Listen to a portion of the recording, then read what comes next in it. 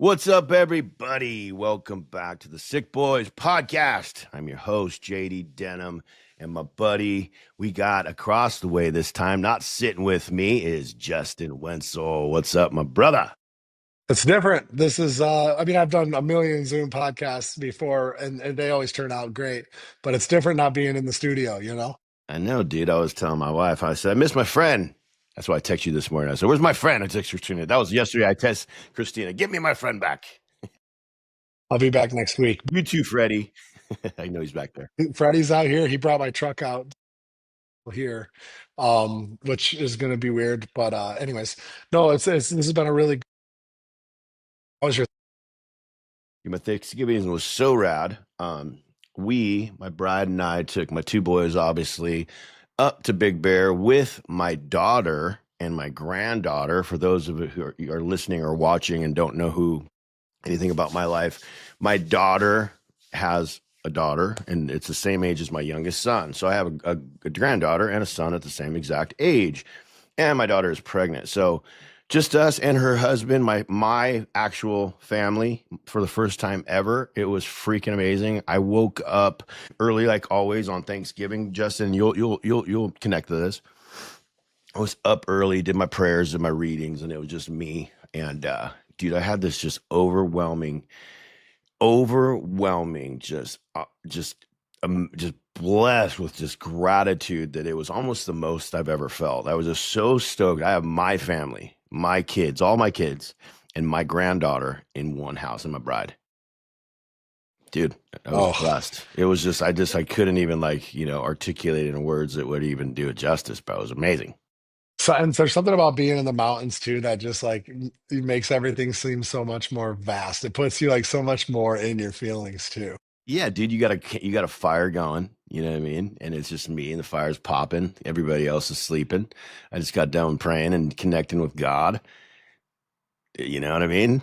Does It's it get rustic that much better living. than that, bro? Right? Oh, dude, I love it. That's why I love being out in the desert. It's like that, we're in the mount, like right in the middle of the mountains in the desert and everything. It's Right. just rustic living. I love it. It's a nice Yeah. change of pace. I how was yours though? Let's talk about yours real quick because I know how it was, but let's tell everybody else how yours was. Right. No, so um you can still hear it. I it's funny because I don't always go back for Thanksgiving. So my family's from Michigan, for those of you guys who don't know, but my family's kind of all over the place. Part of the time, part of the year they're in Fort Lauderdale, part of the year they're in Michigan, another part of the year they're in northern Michigan. So like my whole family's kind of everywhere. So we typically get together in like during like Christmas time. And then we do Thanksgiving together, but it's not every year. And this year we said we were going to do Thanksgiving all together, and I landed. So my little brother had my first niece, that he his little girl. Her name's Portland Palmer Wenzel, and I'm so stoked about her. Like this is like the first girl in our family.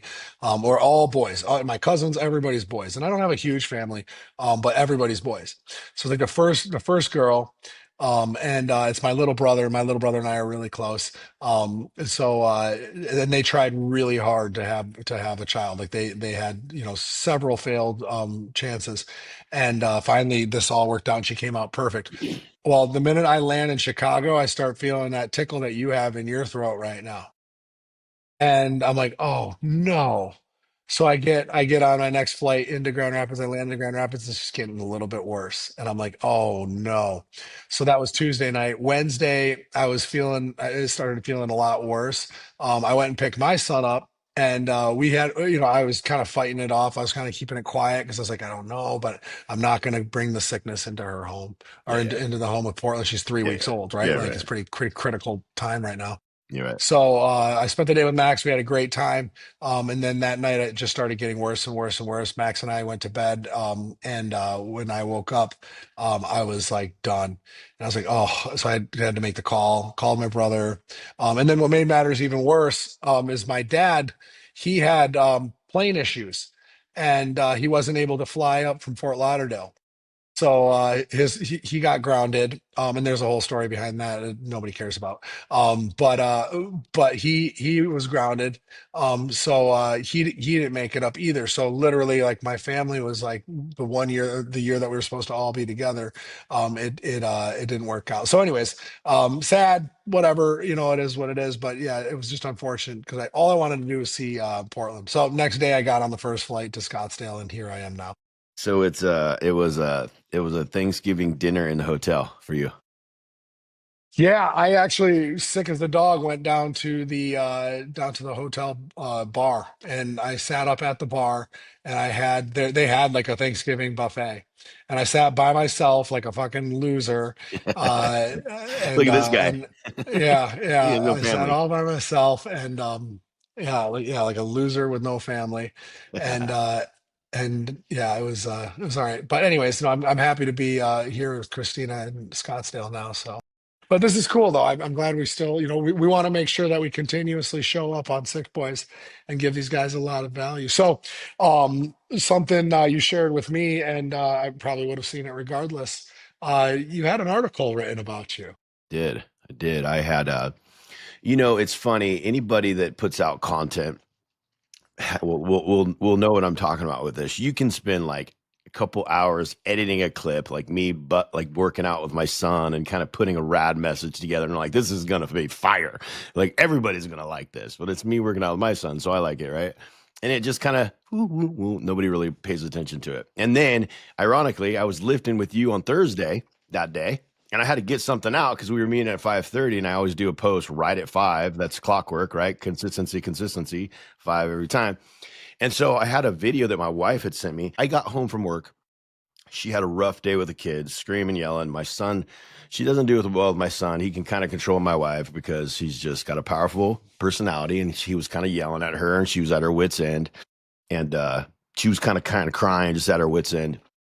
And my son was in the room, and he was in trouble. She was like, go in there and take care of that, and like, instead of going in there, guns blazing, I went in there and I just wanted to. My son is a very intelligent 4-year-old, like more intelligent. I know every parent probably says that, but my son actually is very intelligent, like above his years. And so instead of yelling at him and getting mad, I just put him on my lap and just said, hey, listen, man, like, what's up? Why are you talking to your mom like this? Tell me, talk to me.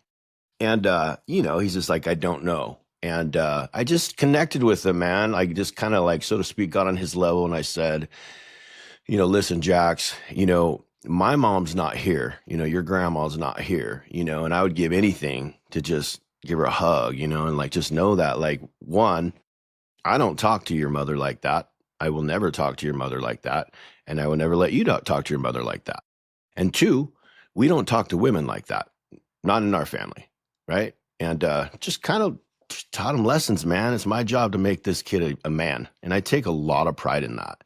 And, I have this thing with him where if he's kind of getting out of sorts, I have him put his right hand over his heart and do a reset. I said, listen, man, you can reset as many times as you want. If you need to reset 100 times, put your hand over your heart and reset. Start over. That was a sobriety thing that I learned in the very beginning. I think it was at step 3 when, you're on shaky ground, dude. You only have a month or 2 or whatever it is sober. And, I just was trying to learn how to be sober and so I would go out on this, I would go out and sit kind of out over this park in this green grass. And if I was having a rough day and just my mind was just wacky, I would sit there and just say, thy will be done, thy will be done, thy will be done. And I would try to find the center, and it worked so well for me. So I took that and kind of just molded it into my son and just said, listen, you can do a reset, just reset. You know what I mean? And anyways, we have my wife loves her kids, and they are always watched. She has cameras in every room, not overbearing, just make sure that no one's coughing up in it. You know what I mean? It's just, and so she recorded this, right? And sent it to me. I didn't really even watch it. That day I watched it. I'm like, oh, that'd be cool to post. I edited it, changed the color, put a little bit of light music into it and the words, and then I just sent it off and went and lifted legs with you, the heavy legs with you. And bro, it had like, I don't even know, like 200,000 views by the end of the day. One of those. You've had those. This Nice. Oh yeah. sucker was on a rocket. I mean, to this day, I think it has like 2.5 million or something. I don't know what it is. It's a lot. And so, anyways, all that being said, is Newsweek apparently got wind of it. So this gal from Newsweek hits me up on my DMs and said, "Hey, man, I just saw that, and it's this viral video of you, and I just thought it was so rad of how you dealt with that. Can I do an interview with you? I'd like to do a story on it." I was just like, kind of like, "Whoa, dude, that's gnarly." So, she sent me some questions, and we went back and forth, and just and then she wrote an article and put it out on Newsweek, and there it is, bro. Newsweek did an article on some of my parenting style, so that's pretty cool. Well, no, it speaks volumes to you and just how you parent. And I hear how you talk and how serious you take these things. And I think that the reward of being able to be recognized at this capacity is insane, because I don't think that either of us, and I say similar things in this regard, like, if this is not how we talk to women, I'm a little more direct with that. And even here, I'll be like, well, you don't have a say, you're a child. Yeah. And with Max as well, like, I'm very much like, we don't talk to people like that and stuff like that, but the way you delivered it was so calm, so cool, so collect. And the thing about both of us is that we have an incredible amount of peace, like, right, like, we're very calm individuals, like, we don't really get worked up and stuff like that. And I I let think her that know people though. I was very clear, and just so like, and everybody listening, that's not how I respond every time. I am human, and I let her know that. I said, "Listen, I was caught at the best moment." You know what I mean? And I'm human, and sometimes I don't react like that. You and I work a lot, and like sometimes I'm burnt the hell out, and I do yell, and I do lose my cool. But the unique experience that I have is that I do have a daughter that's 22. And so this is like my second chance at that. And the reason I say that is because I know how fast it goes. You know what I mean? I know that he's 4 going on 22. Like tomorrow, he's going to be 22. And that sometimes, like when I get home, dude, I'm burnt out sometimes, and I still have to answer DMs, and I still have to do these things. And my wife is so rad because she knows it's my job. She stays home with the kids, and that's how we live. Um, but and then I go upstairs with my sons, and I end the night with upstairs together as a family. We eat as a family. My parents pass that on to me. We sit there and eat, and I go up there, and I'm tired sometimes. And when they're screaming and yelling, and I don't always have the patience. But then I'm pretty good at catching myself and saying, "This is what I'm gonna miss in 5 years. This is what I'm missing in 10 years. This screaming and this stage where they are pure innocence. Everything is new to them. Like they're learning everything, and how I act gets within their subconscious. And if I can stay cool, they have a better chance at staying cool down the road. You know what I mean? Because my sons are going to be taught to be damn warriors, bro. They're going to be savages. They're going to be tough, but they're also going to be taught to be compassionate. You know what I mean? Because you and I have been through guys that have been through the ringer, dude. I don't want to hijack this, but let me tell you a quick story of what the father I was with my daughter before I got sober. I was the type of dude that would, if my ex-wife would go out of town and she would leave my daughter with me, let's say my 2-year-old daughter, I'd get some blow by myself, right? I'd do blow by myself, and then put her to bed, you know what I mean? And then right around 2 o'clock, the blow's gone, right? Uh-oh, I need some more blow, right?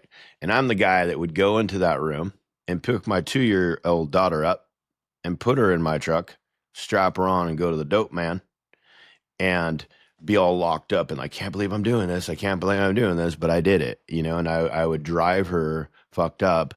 And I'm not proud of it. I'm not condoning it in any form. I'm saying that's just drug addiction, dude. Like, this is what it is. I'm real with that stuff. And so that's where I came from. And so, and January I'll have 15 years of sobriety. So yeah, bro, I'm atoning for that stuff, dude. Like I'm never that debt's never paid off, dude. It's owed in perpetuity, bro. So I try to be a totally, better man every day. totally.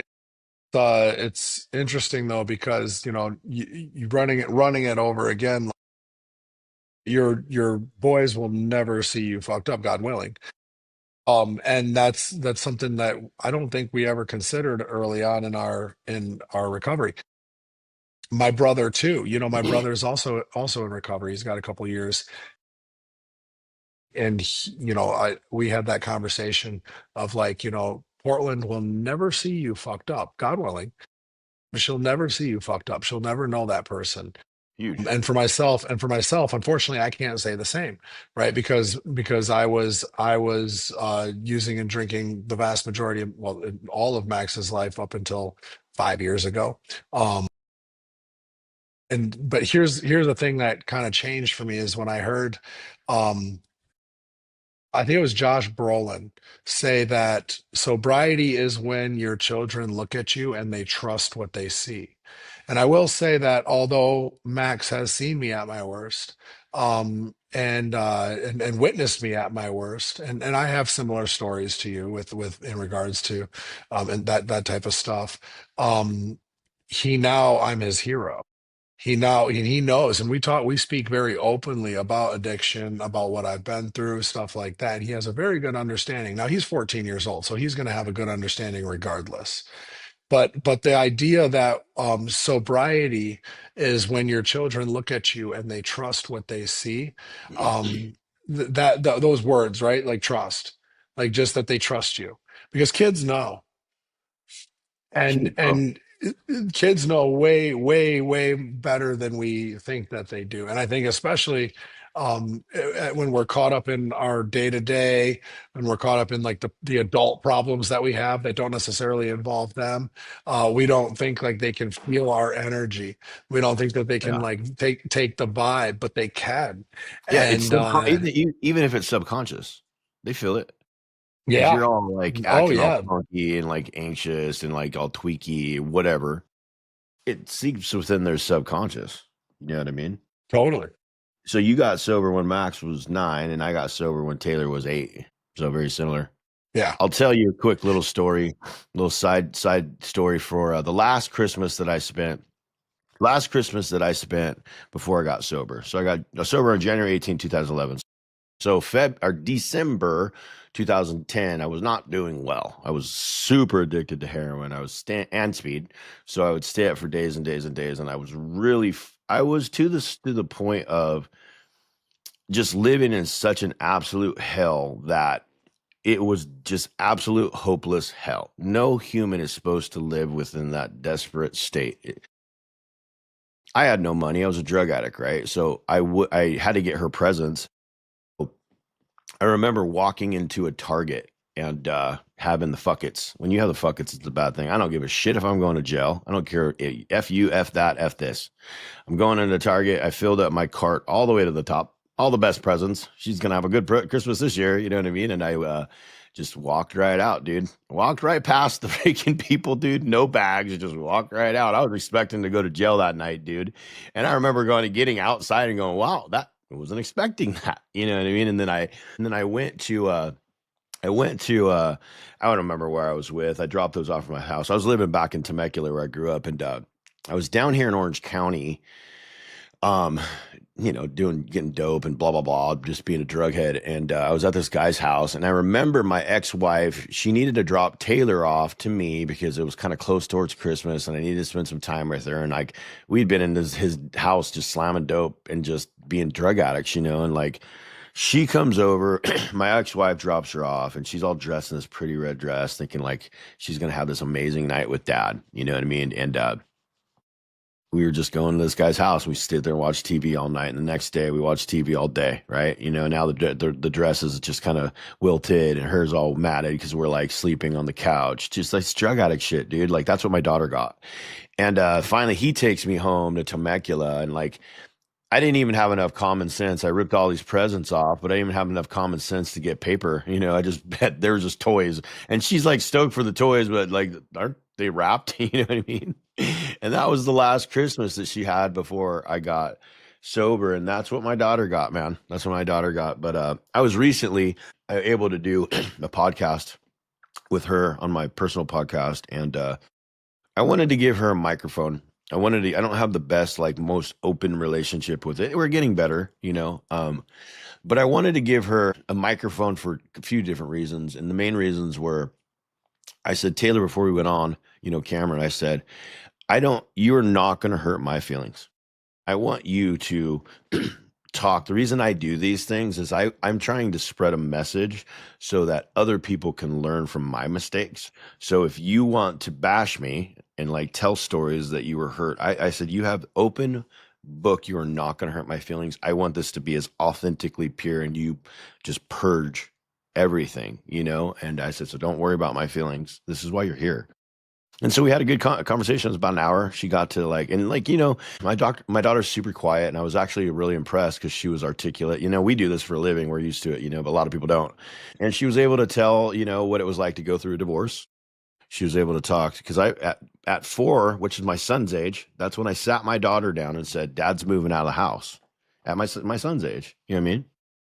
And she was able to speak that, and it was obviously one of the most watched, just because I think people need to see it, man. That's why we do this. Yeah, That's why we do this, man. it is. And that kind of is a good time to kind of pivot because why we do this, and we've discussed this on numerous occasions about like our story is our sword, right? Our story is somebody else's lighthouse. And I built my entire brand around promoting men to do the same exact thing. And um and people are sometimes ashamed, sometimes not. And it's funny because I had a show the other day with Owen Hansen on Justin Wenzel podcast, the cat who went to prison for 10 years and started an ice cream company in prison. Yeah, yeah, And we were talking about this, and we were like, it's interesting because the taboos that were once kind of like had a heavy stigma around them, the the stuff that you didn't just talk about nowadays is talked about so openly. And I started to think about how many people that are influential in today's day and age, right? From like Jelly Roll, for example, right? To like, I mean, to like so many actors and people in the public eye, where it's like, people are accepting this, and people need to understand that it's not the way it used to be. This isn't taboo anymore yeah, right. because it's understood. When I was in active addiction, I didn't even know what active addiction meant. I'd never Right. even heard those two words put together, Oh well. right? I didn't even know I didn't even know what sober living meant, right? Like I didn't know about any of that stuff before I got sober.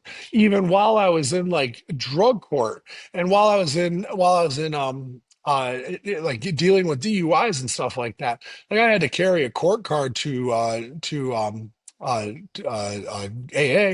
But like I didn't even know that was like a worldwide thing. I thought it was like my community put that thing. Like I had no fucking clue.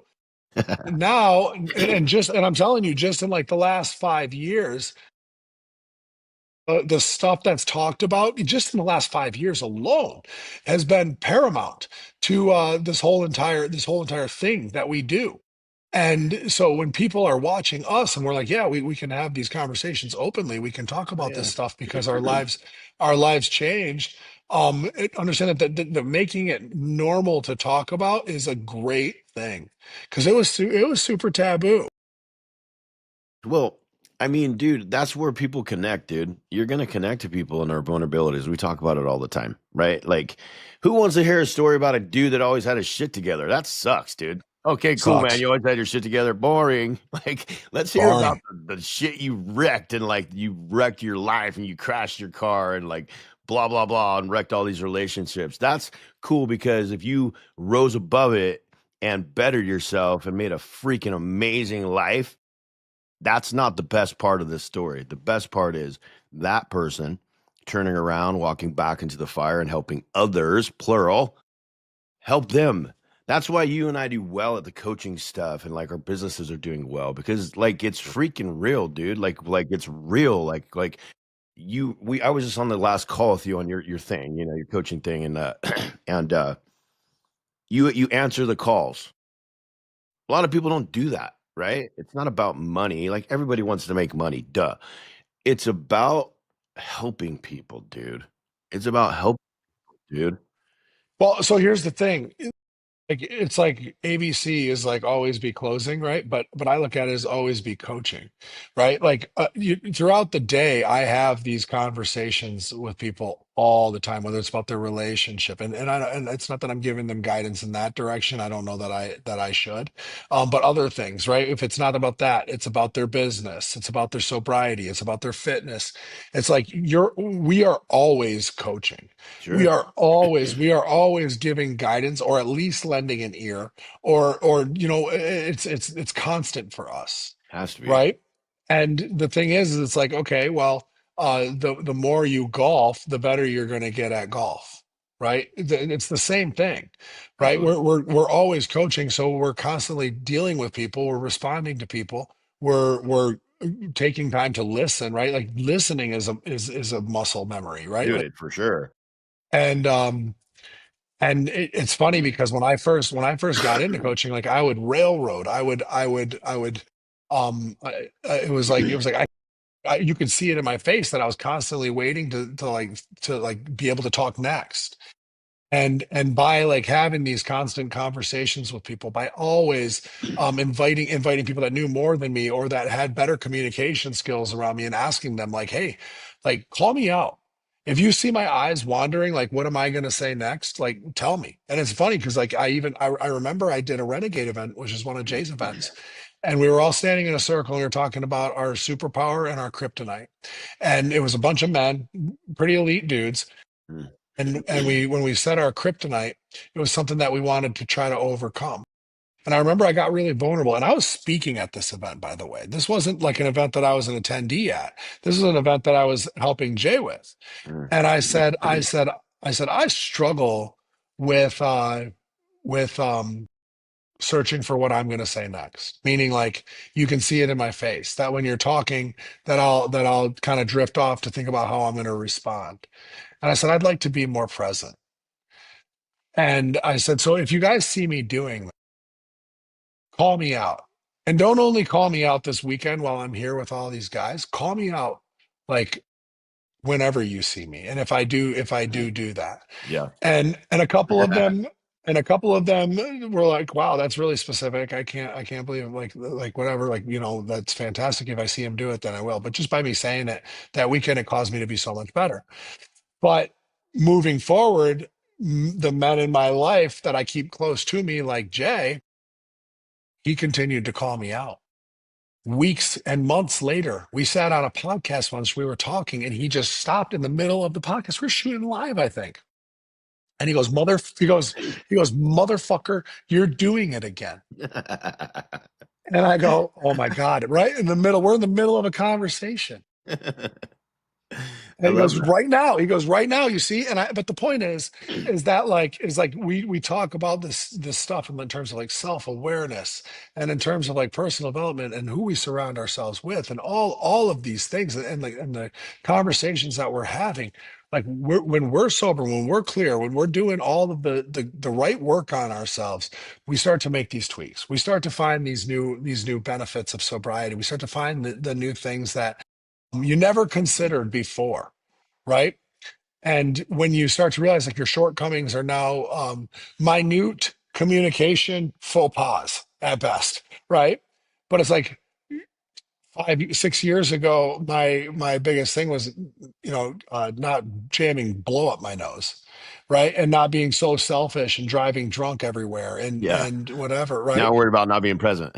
Now I'm worried about like being able to actively engage with other men that are doing the same thing that I am in terms of like building a nice beneficial life for themselves. Yeah. So Love it. Love it. so and that ties right back into the parenting side of it, right?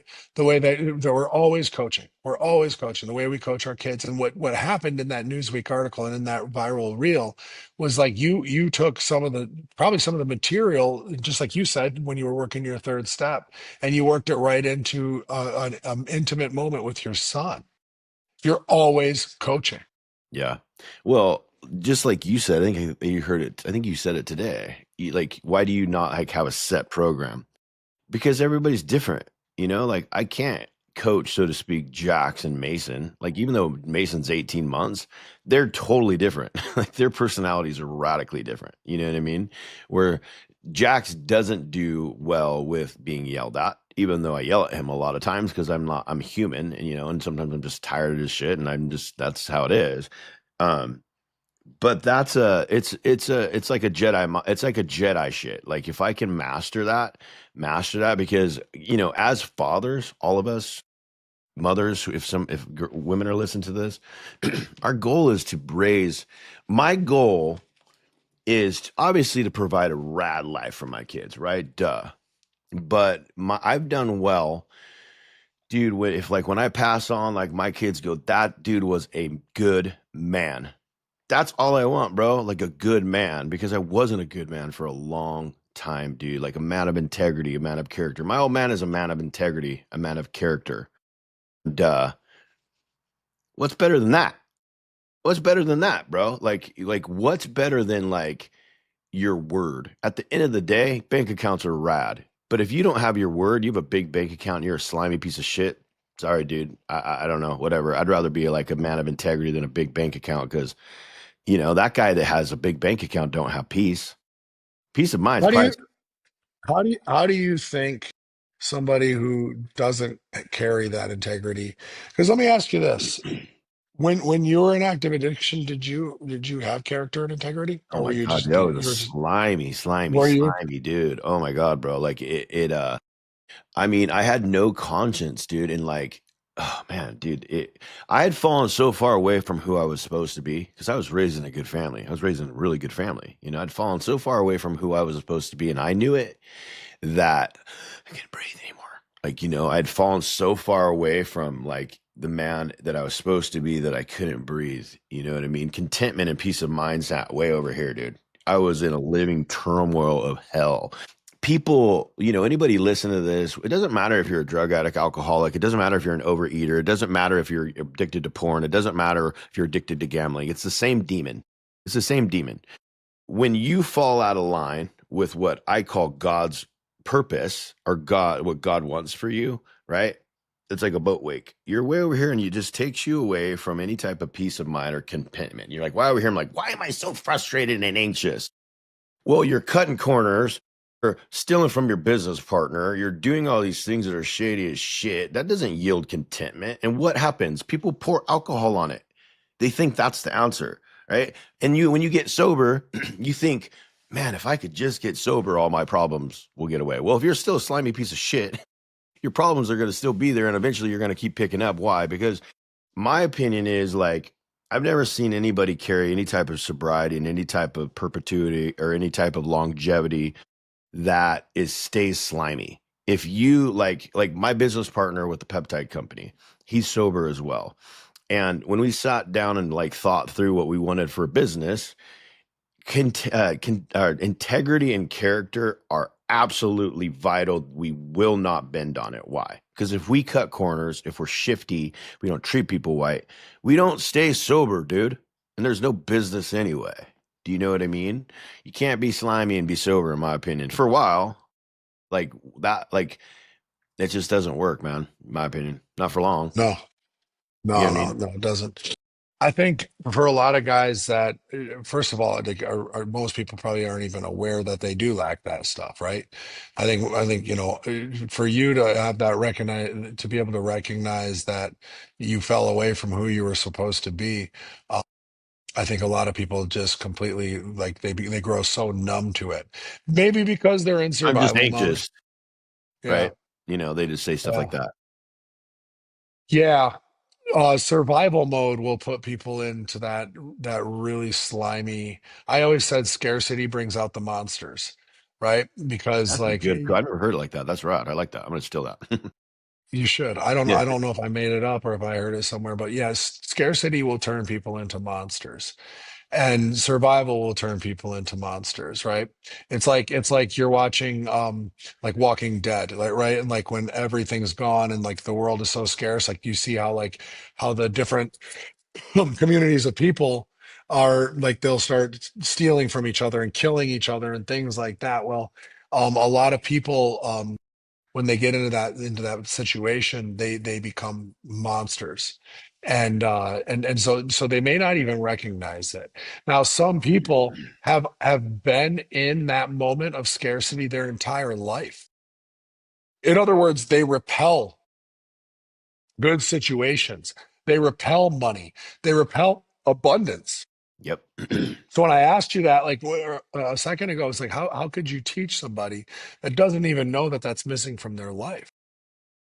Well, we talk about a lot. Mindset, mindset, mindset, mindset. Like, dude, there's so many But people. JD, if it's not even there, then what's the mindset? Well, there is no mindset.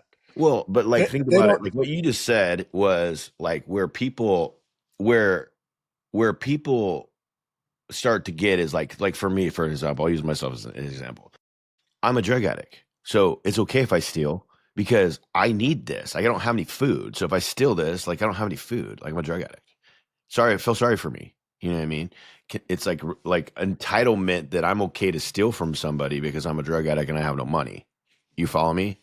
And it's Yeah. like that justifying these bottoms that just keep going lower, and then all of a sudden, like you're like kind of hanging on by a string, dude. So I mean, there for me at least, because I touched death, I touched it, and like there ain't no integrity in death. There ain't no integrity at that level. You know what I mean? I love the people that didn't like have to get to the line. Like for me, it took like me getting so bad that God like took me, like showed me over the ledge to death and said, you can either have that or you can change, dude. And I decided to change. Like it was very clear. If I stayed on the path 3 more months, I'd be dead. 100%. There's just no other option. But that's what it took for me.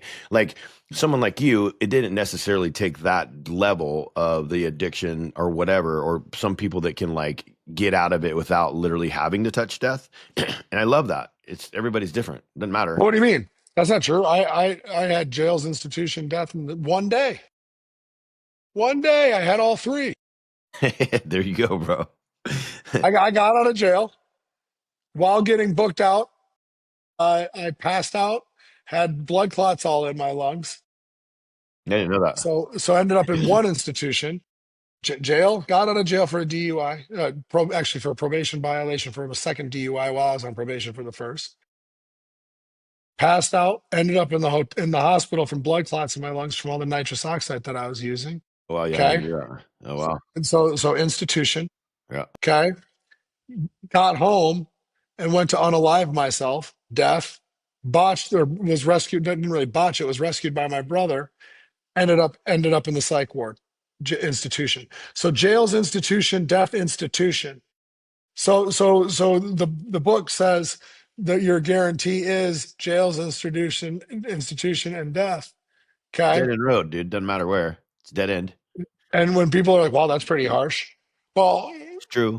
my situation might have been in a high rise, condo Yeah, in right. a nice city, What does but that it's matter? still, Right? it Right. doesn't fucking matter. That's Right. the point, right? It doesn't fucking matter. And so the wake up call was there. And I do believe that I still am a very, very strong believer that you have to lose everything and you have to be at rock bottom for you to actually see the and I hate the term gift of desperation, but there's really no better way to put it. That you have to be there to actually see, like, until everything's stripped away, you're left with nothing. You don't know who the fuck you are. It's really hard. I mean, there are people that do it, but it's really hard, dude. And it's kind of like, dude, it's kind of like you don't know how rad life is until you lose somebody. You know what I mean? Like a parent dies or something, or somebody close to you passes, and you don't really value the value of life until you taste death or see death, or you can't know joy without knowing pain first. Because you know what I mean? You're just existing. And then you feel pain. And then when you get through that, you're like, dude, you can see like how rad the beach is. When you sit at the beach 100 times, but like if you go to jail for a year and then you come out, you're like, dude, the beach is freaking cool, bro. You know what I mean? You were Right, just in right. some misery, dude. And then like I believe personally, like my opinion on this is that's how God brings us closer. Like God will let you fall so many different ways because he wants you to like learn that like you need to lean on him and that's it. right? If you can, like, it's like when you're you're feeling like your car's going off the road, right? You want to grab it, but like trusting and putting faith in God. And I don't want to necessarily like talk about this all because but this is my beliefs. Like having faith and like letting go and like trusting that is freaking hard, especially for me. I'm a punk rocker. Like, let's break shit. You know what I mean? But like when you can take your lead, know that like, okay, I'm gonna just kind of give this to God and like faithfully know that it's supposed to go where it's gonna go, and you're not getting what you want now, but like God's looking at 12 moves down the road. You know what I mean? Like that's faith, and that's Jedi shit because it's hard as hell to do that. Especially guys like us, we're punk rock dudes. Like, let's, we came out of the womb like, let's like against the grain, dude. Yeah. You Yeah, know it's what I mean? true. I think that You said though that that you've seen some guys uh not need to fall all the way to the bottom. How many of those guys that didn't need to go or that didn't experience that achieved anything great?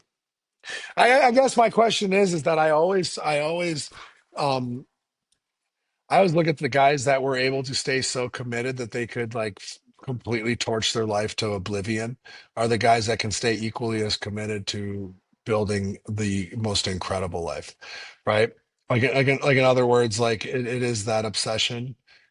Um, yeah, like it's how just many I mean I insane. have a buddy of mine that's I mean he was the worst alcoholic that I know, but he never lost everything. He's a big wig at Ford, and does really well. He's killing it. He's like the fleet manager, like one of the best salesmen in the US, so he's killing it. But he was a super bad alcoholic, and he didn't lose everything. I mean, he was headed in that direction, but he was one of the guys. He did AA for a little bit and then got sober and kind of spared himself from doing that. So he's one, but it's definitely rare. You know what I mean? It's super rare, but I mean, it doesn't matter. It doesn't matter if you're an alcoholic or whatever it is. Everybody has a demon, dude.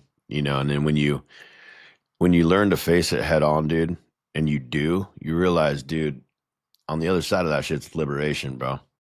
You know what I mean? Why are the best stories? Why are the best stories men that have been through shit? Because when they put their life back together, they have a force to be reckoned with. They're freaking badasses, dude. And that drive, like, look at you and I, man. Like, we fucking have a drive. Like, you won't outwork me, dude. I don't care, but you won't outwork me. I'll get up at 2 if I have to. I don't give a shit. You know what I Yeah, mean? yeah. That's it, man. What do you think, dude? What do you think about our first over the internet one? I don't think it fucking matters as long as we're chatting. This is always good, That's it, bro. That's it. I guys. If you like what you saw, make sure you subscribe, comment, do all the good stuff. We appreciate you guys tuning in to the Sick Boys podcast. We'll be back in the studio next week. Uh, yeah, look out for the next one. only love.